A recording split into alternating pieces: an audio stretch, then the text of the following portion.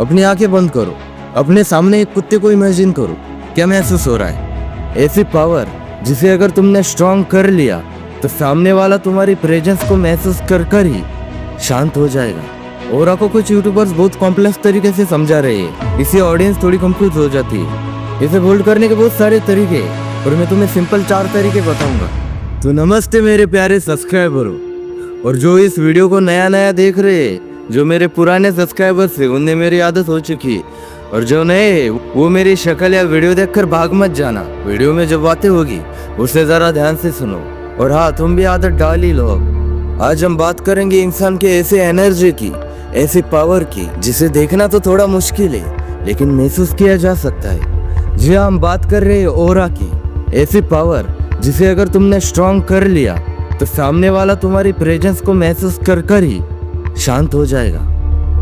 देखो ऑरा को कुछ यूट्यूबर्स बहुत कॉम्प्लेक्स तरीके से समझा रहे हैं, इससे ऑडियंस थोड़ी कंफ्यूज हो जाती है। बहुत सारे साइंटिस्ट ने इस पर रिसर्च किए, कुछ का मानना है इसे देखा जा सकता है तो कुछ मानते हैं इसे देखा नहीं बस महसूस किया जा सकता है। स्पिरिचुअलिटी की बात करें तो उसमें तो बहुत सारी बातें, कुछ ग्रंथों में लिखा है हमारे अंदर 7 चक्र होते हैं, उसे सही ढंग से एक्टिव करने पर हमारे ऑरा की फील्ड भी एक्टिव होती है और ग्लो करती है।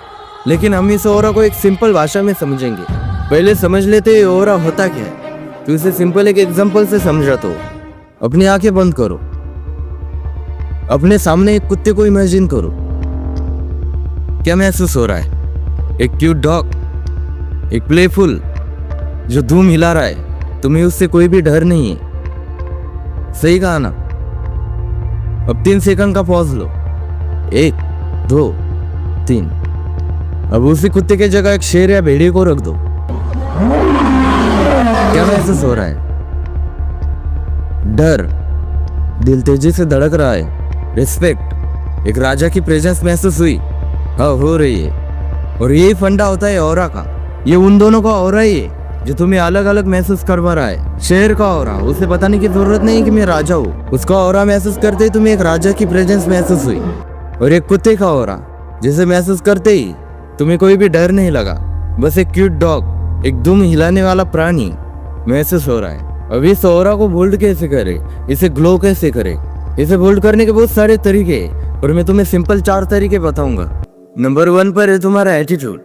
एटीट्यूड ऐसा रखो, अपने सबकॉन्शियस माइंड में एक बात बैठा लो, इस पूरी दुनिया में मुझसे बेहतर हो सकता है लेकिन मुझ जैसा इस दुनिया में कोई भी नहीं है। अपना एटीट्यूड कभी भी हाई लेवल का रखो। नंबर 2 पर है तुम्हारा कॉन्फिडेंस।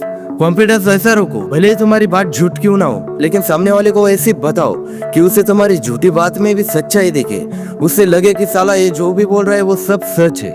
नंबर 3 तुम्हारा बिहेवियर, तुम्हारे बोलने का तरीका एकदम शांत, तुम्हारे चलने का तरीका एकदम शांत।